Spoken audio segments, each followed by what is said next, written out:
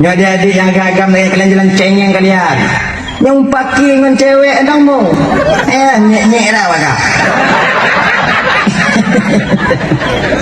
Tanya udah pada beragam. Beragam tanya udah. Benar sikap dalam batin tanya tiro agam yang patah satu tumbuh 1000. Putuh mana? Mungkin dia bukan yang terbaik untuk menjadi calon daripada ibu anak-anakku nanti di kemudian hari. Nyohana, putuh dan benar-benar lama ai. Dan lagi yang beceng yang tanya. Tunggu WA tanya, kita putuslah. Okey. Badah dia. Salah lah.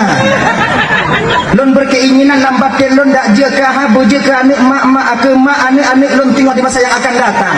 Apabila kau tak mau itu, tak masalah. Mungkin kon yang terbaik untuk jika lakokah dan konkah yang terbaik untuk jika inong lon. Mantong na agam lain yang terbaik untuk kah dan na mantong inong yang lain yang terbaik Allah sediakan untuk lon. Ikah kami tak jalan kah? Ilon ku minta jalan lon. Tapi perlu kah ingat untuk kami tak tidak adam yang setia lagi lon dalam dunia nya. Au jo kami tak. Kau tunyok lon tengah menyambut me. Ai lagi ya.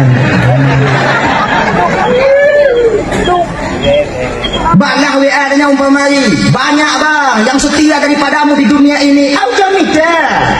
Bila kau dapati nanti seorang laki-laki yang memahami perasaanmu, yang tak bagah bengeh tapi tem sabar. Aujo kami tahu, ujo kami tahu. Tapi ingat, bila kau tak menemukan sosok laki-laki sepertiku dalam hidupmu, jangan pernah kau kembali kepadaku. Kupastikan rasa ini telah tertutup untukmu.